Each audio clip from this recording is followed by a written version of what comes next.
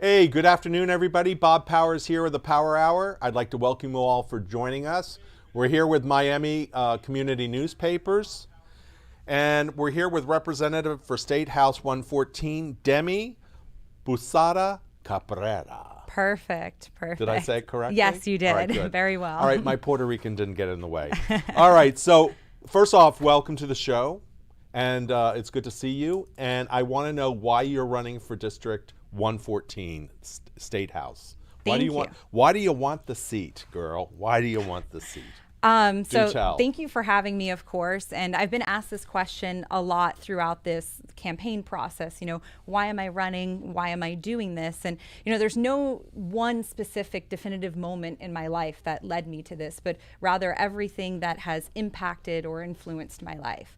I grew up in a house of first responders. My brother served in Iraq, and public service was incredibly important in our house. And it's by no means the same type of public service, but it's a way to be a voice for people like them, a way to be a voice for your community. And I think often people get elected and they forget the reason why. They forget their neighbor back home. They forget who put them there.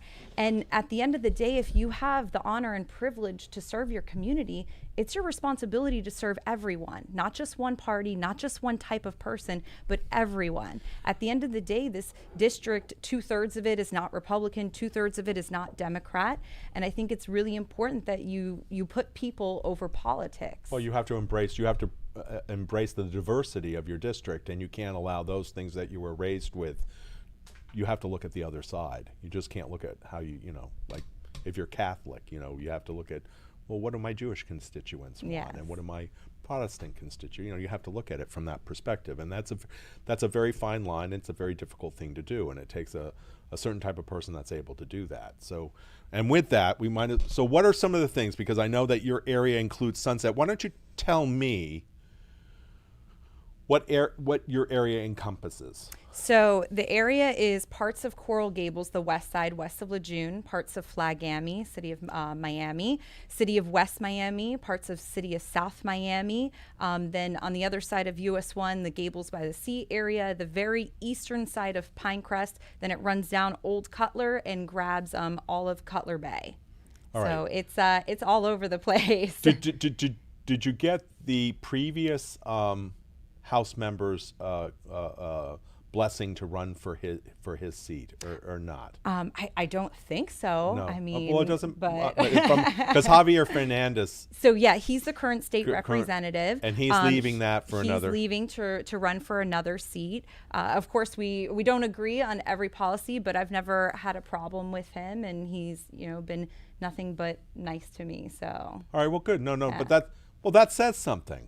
That does that. Well, no, listen, that says a lot. Yeah. So what do you do about revitalizing downtown Sunset area and all the rest of that stuff? Yeah, so I've been hearing about this a little bit from our neighbors in South Miami. I actually come from a family of small business owners. My grandparents. The backbone of America. It is, though. It really, as corny as that may yeah. sound sometimes, I mean, really, our small business owners, our small business community are the backbone of our community. My grandparents, who are 91 and 81, they still own and work in a little shop 5 days a week. My grandmother... What's the name of the shop? This is on the west coast of Florida, Leone's. It's an Italian store. Okay. And then my grandmother, on my other side, on my dad's side, she had a store on Miracle Mile for almost 30 years. And what was that? First it was Floors and then Jenny's. It was a couple doors down from Gable's Coin on that side of... Was it a restaurant or no? It was a clothing store. Clothing store. Yeah. So, I mean, I think it's so important that government gets out of the way of letting our small business owners thrive.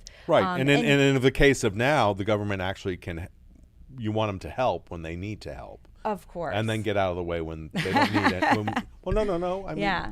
PPP loans, low interest rate, small business loans, all those other things, especially in this particular environment, you need to have those safety nets, so to speak. Like, how do we do this? The unfortunate thing is that we don't have a banking thing that we only have 6 banks now in this country instead of, 350. Yeah. It's like we used to. I mean, so now you have to go to the big guys, and the big guys don't do business with small business. Yeah. So, who's that left by? That's now the Small Business Administration, all these other things that are government run things. Unfortunately, would I love for it to be privately run? Absolutely, I would. So now talk about so what do you want to do about South Miami and revitalizing downtown Sunset area? That was one of the things that we wanted to talk to you about. Yeah, definitely. So as far as look, I'll never pretend to be an expert in something that I'm not. My mom always told me you have 2 ears and 1 mouth for a reason, because we should be listening twice as much as we talk. And I think that's so important, that listening to industry leaders and community leaders and part of the community. I've had this conversation with some of the members of the community who have been concerned about Sunset Place as well. And part of it is, the government getting out of the way to allow the small businesses to thrive. Something as simple as, my grandparents, where their store is, the property that they own, having troubles just trying to reconfigure a parking spot. Unnecessary red tape like that, really keeps our small businesses from thriving. But I would love to hear more about what our community would like to see happen with Sunset Place. I think it's so important that if you're going to be a voice for the community, the only way you can do that is by listening to what they would like to see happen. Well, I don't disagree with you.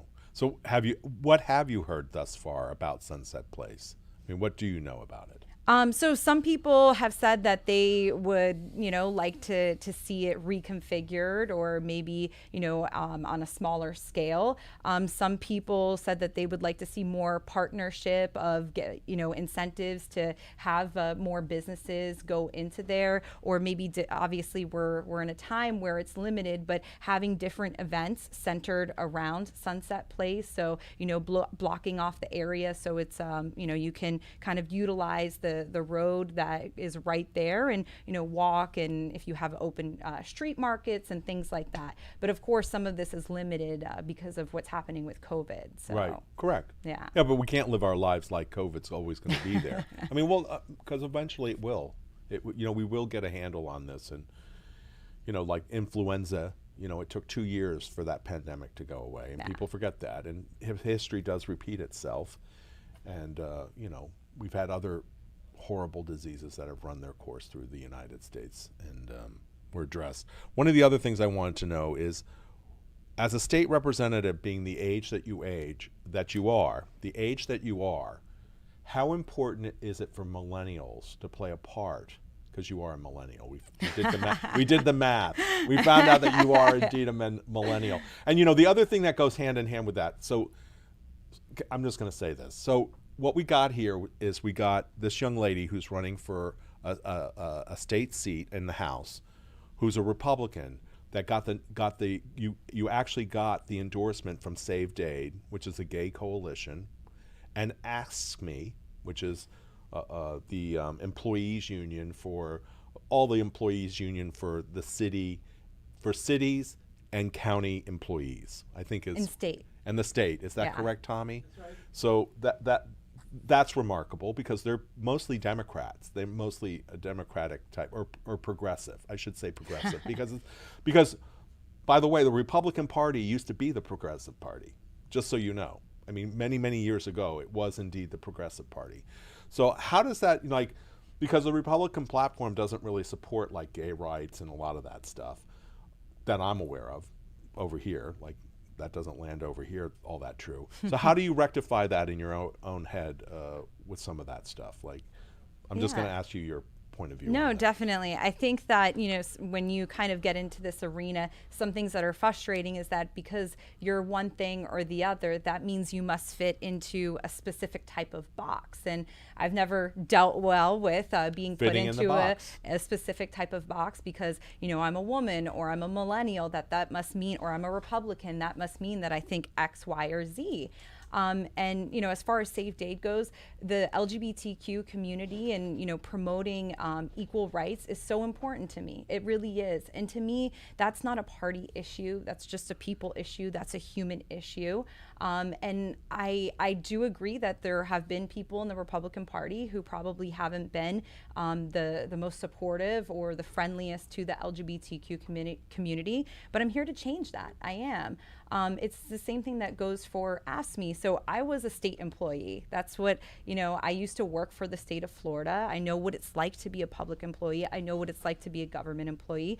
I have family who have been county and state employees. So I definitely have a different perspective on entities and unions like that. I've had family members. Yeah, you know that they work for you if they're used properly. No. No. Part of the problem is what most Republicans have an issue with is some of these things are too big. The entities, they're too big. Blah blah blah. And sometimes they need to be big, and sometimes state-run things aren't supposed to be cost-effective. There's no way to quantify what they do. You know what I'm saying? Like roads. Like if you asked every American to pay for the roads, of which they wouldn't be able to, because there's no quantifiable way to do that. So, some of it's ridiculous, and then of course the argument, a lot of people, well, we don't want to be socialistic or socialized. And they don't understand the most important things we do in this country are indeed socialized. And they have to be. There's no way you can't leave a corporation in charge of the roads, because they'll never do them the way that they need to be done, where they serve everybody. You can't, the post office, which is part of the federal thing, you can't do away with the post office. The post office is there so that everybody gets their mail. Even if it's not cost effective, they get their mail, because it's not about that. Yeah. It's about people getting their mail. It's about providing a service that otherwise wouldn't be provided for from a private thing. So there's certain things that we can't do that way, and it's real, and I'm just saying. So people like to have this idea of what something's supposed to be, and it's, just because it's supposed to be that way doesn't mean it's going to be that way.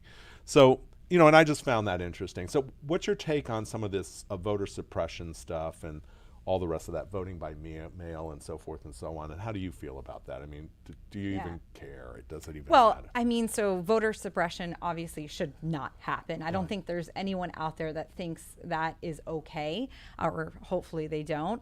But as far as voting by mail, here in the state of Florida, we've done a good job. We've been doing it for years. We've been doing it for years. We've done it well. We do it the right way, and I don't think that people should be afraid to vote. We had by her mail. on last week, by the way, didn't we, Tommy? We had. So if anybody wants to see the woman who's in charge of that, we did that on another program. Supervisor of Elections we had on. Yeah, which was that was a marvelous show, by the way. You should look at it. It was really. I'll go back and watch. No, check it out. I mean, it's just good for your own self-edification. No, definitely. Yeah. But we do a great job at it, and I don't think anyone should be afraid. I also tell people, if you are weary, because obviously that's your prerogative, during the 2 weeks of early voting, you can go and turn in your absentee ballot, your vote by mail ballot at the early voting site. So they have it set up outside, and they have someone there checking it in. So if you don't feel comfortable going inside to vote, go hand it in. I suggest do not wait till Election Day, of course. Well, you can't do that anyway, by the way. Do not wait. No, you can't. Listen, so this was one of the questions I had for her, and correct me, Tom, if I'm wrong with what I say. So the question I had for her was, if I fill out my ballot, can I then walk it down to my polling place and put it in the ballot box? No, they said, cannot. Absolutely not. They'll take the ballot from you, and then they'll allow you to vote. Yes. So I thought that, I didn't know that. Oh, okay. That's all I'm saying. Well, I'm saying don't wait till Election Day to vote. To find out. No, or to vote in find person. No. So, I'm just saying. So, have a girl, plan. I'm 60. I'm informed. So I thought. No, I was and here wrong. I thought you were a millennial. I was wrong. Confused. I was wrong. So confused. So at any rate, so it went off really well. So then So here's a tough question, because this is something I like to ask all women. Mm-hmm. And it's the Roe versus Wade decision and how the new Supreme Court justice may play in that. As a modern woman, how do you feel about that? And where do you think that stands? So obviously this goes beyond a state representative's role. No, I got that. No, you have no. I'm asking as a woman who's running in a Republican position about Roe versus Wade, and how that being a modern woman. Yeah. You know, I personally think it's nobody's business, personally. And Yeah. just leave it alone. Like, Yeah. shut up already. Like, it's my body, and if I want to bring a child to full term, I will, and if I don't, that's nobody's business but mine. And that's not always the way women feel about it. So Yeah. I should just shut up and ask you the question.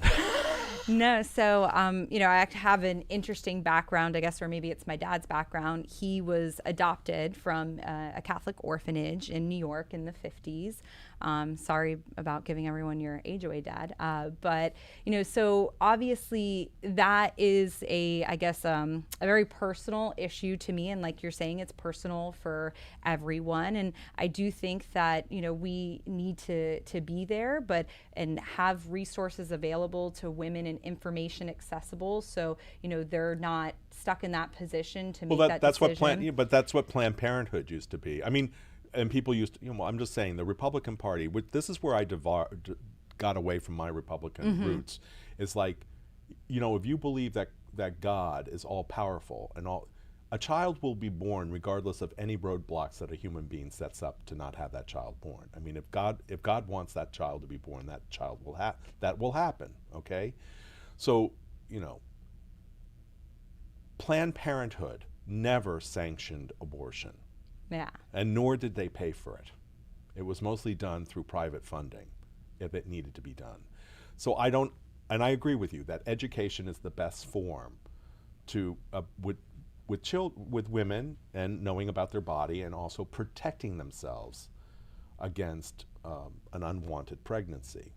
And that's what presently gets defunded in the Republican, a lot of Republican stuff. And Democrats have their own thing too, because they're not totally blameless in this. So it's not just about the Republicans.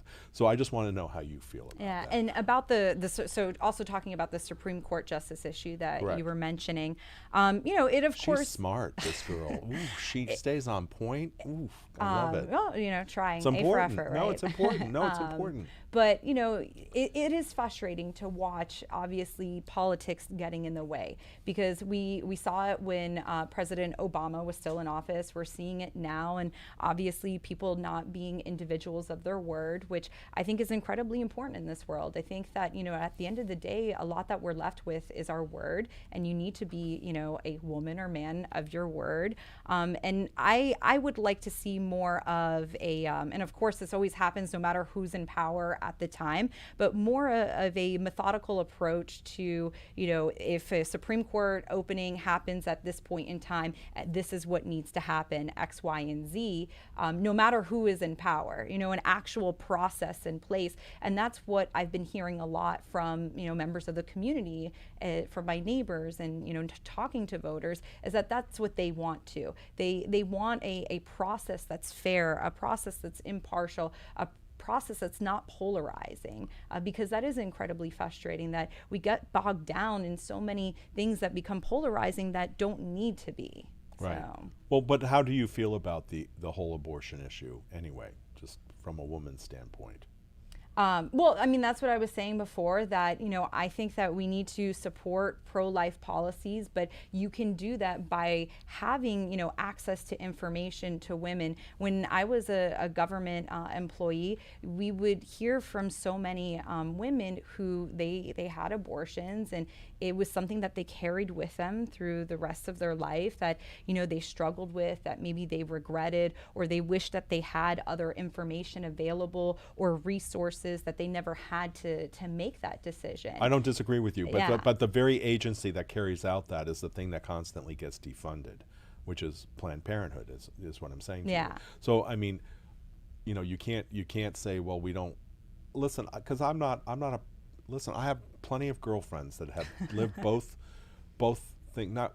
Well, girlfriends. I mean, I count. You're now one of them, and we have Gypsy here with us now, and she's one. You know, we talk about these things, and I have many women of long standing that I know who chose to do things a certain way, and sometimes it does weigh on them, and on others of them, it was a godsend that they didn't have that child, because it would have changed the whole trajectory of their lives, and things of that nature, and that's why I think it's like, you can't say one size fits all. That's part of the thing, and that's the thing. Because then when you represent people, you have to represent all of them. And just because I feel a certain way doesn't mean that that's the right way to handle it for everybody. And it is an educational thing. You know, we all think growing up that everybody knows everything we know, and we know today that that's not so. Or don't have the resources. Or they went to a dentist every 6 months, and they did. No, that is not the real world. That's not the world that 2/3 of the world of the United States lives in. You know, like there was a reason when I was in the Navy that they had health classes to teach. We had boys that didn't take showers every day. And in the Navy, you have to. That probably happens out of the Navy, too. I'm just saying, but, you know, like they had to teach you health. I mean, and who would have thought in 1979 that you needed to teach boys from Appalachia that they had to bathe every day? Probably still have to do it in 2020. And do all I'm just saying, and do all these things because people automatically think, well, somebody taught them that. That's not true. Yeah. So it is education, education, education. I want to thank you for taking a tough conversation and all the rest of that. Now, what was your takeaway? Okay. District concerns reopening and unifying South Miami's black and white communities, because you do have some tough things there. So what's going on with that? And what do you think is some of the things that you need to address within those communities, especially economically? Definitely. So I think, obviously, like I said before, the district is wide, it's vast, it's very different socioeconomic statuses depending on where you are in the district, since it does run from Flagami, Coral Gables, all the way down to Cutler Bay. So the needs are unique no matter where you go. I think what's your poorest area that you represent, that you'll be because Cutler Bay certainly isn't poor, and neither is Pinecrest. No, but there are certain areas, down in the southern part that are struggling. So, I've been knocking on doors safely, of course, with PPE. No, I got that. I know you're an educated gal. You do that. But some of the communities down in Cutler Bay that maybe are, closer to US 1, they're struggling. And a lot of what I heard is affordable housing. And it's not just affordable housing, it's workforce housing. Of course, we have the Sadowski Fund in our state. This is the first time in a long time that it didn't get swept to be used for other purposes. And I think it's important. That's the biggest problem in this state, is money being taken away from things where it should have stayed. Yeah. And thank you for bringing it up. Yeah, and I think it is so important that they did, like this past session, to keep the Sadowski Fund for its intended purpose, and to provide those, affordable. Are you willing to really fight for stuff like that? Yes. No, really. No, because yes. You got some real idiots up there. I mean, and men, and men that sometimes I just want to smack them in the mouth, because they're just, you said something earlier, and it was something that my father taught us. You're only born with two things: your name and your word. That's it. You come into the world with a name, and you create your word. Mm-hmm. And you're taught to live by your word. And we live in a culture today that, especially, and I don't like this president at all, because he's just a bullshit artist. And I don't like that. I don't like people saying things that aren't true, or we need more fabrication, like we need another hole in our head. Like, cut it out. We live in enough fantasy land as it is.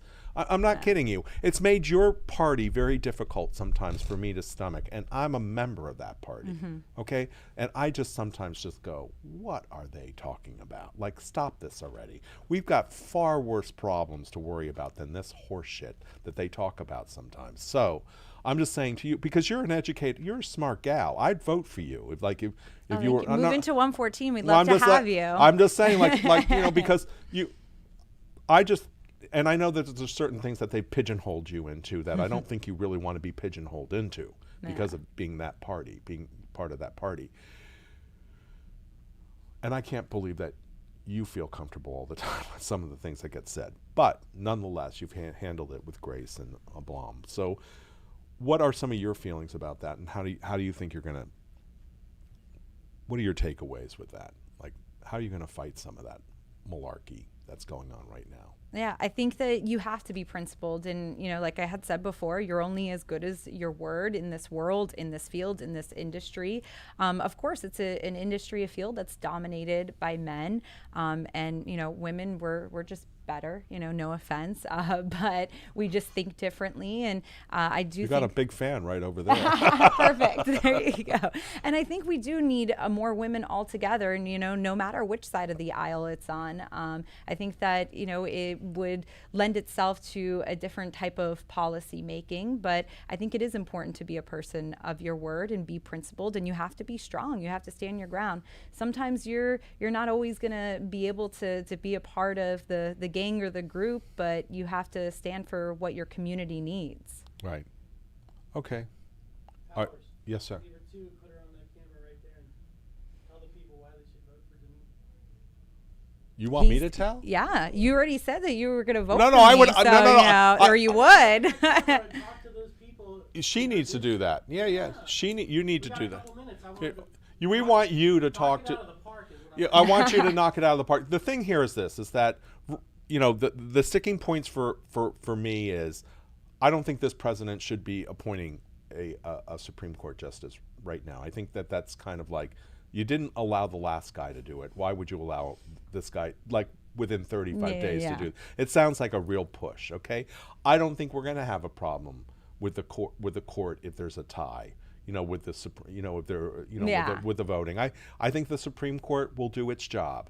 Okay, it has proven, even with these other two new justices on it, they'll do just fine. They'll follow the law, and that's what these guys do. Yeah. Okay, so I don't have those kind of upsets, but I don't think to rush into something. So that's my personal thing. So, I just don't like that force, being forced into something like, oh, good, we won, and we're gonna do it our way. Well, no, we need to sit back and relax. So I just want you to talk about it. Convince them that they should vote for you. Convince the audience they should vote for you. Well, it's all yours. I know we talked about a lot of other issues, but one issue I've heard continually throughout the community is about the environment. It's an incredibly important issue to me, and I would be remiss if I didn't mention it today, having this opportunity to talk to you, to talk to everyone. It's important that we protect our waters, that we keep them healthy, we keep them safe, we keep them clean. We all saw what happened in Biscayne Bay, and it's unacceptable. I wouldn't want to swim in that water. I wouldn't want my future children to swim in that water, but it can't stop there. It can't stop with just having healthy and clean and safe waters. It's also having a plan to combat sea level rise. And it's pretty scary as a state that we don't have a plan for that, and we needed it yesterday, and we need to act now, and we need to move forward on this. But of course, our community is not based on one single issue. There are a lot of issues that are important to a lot of different people. And my commitment, my vow, my promise, my word is that I will always be a voice for my community. I will always be there to represent the best interests of you, of them, of us, and making sure that they have a voice in Tallahassee, a seat at the table. And like I said, at the end of the day, if I have the honor, the privilege to serve, it's my responsibility to serve everyone, not just one party, not just one type of person, but everyone, and always having an open door, always being willing to listen. Thank you, boss. Thank you. Thank you very much. What's that? How do they find or volunteer, donate? Yeah. Give them all your email account stuff and all. Yes. Yeah, look right there. Oh, there we go. I would love to hear from anyone on what's important to you. Don't hesitate to reach out. You can go to electdemi.com, or demi@electdemi.com is my email address. And please stay safe. Thank you very much. Once again, ladies and gentlemen, that was Republican running for State House Senate seat 114, and that's Demi. House seat. Yeah, well, I said House seat, didn't I? No, oh, you said Senate. I don't Okay. know, yeah. The State House seat. Beg my pardon. Completely blew that line. At any rate, Miss Cabrera, thank you, Demi. Thank you. Busatta Cabrera. Busatta Cabrera. Can't forget my Italian roots. Well, mine's Romaniello. Oh, okay. That's my middle name. That's my mother's maiden name, was Okay. Romaniello. There you go. So there you go. It means little Roman for whatever that's worth. And they were all little tiny people. So ladies and gentlemen, thank you once again for joining our show. Thank you, Demi. Demi, you know what we're going to do? We're going to have you, we'll have you back and we'll talk more. All right, let's do and it. probably in 2 or 3 weeks. Thank you once again, everybody, for coming into the show, and thank you. Have a great day. Thank you.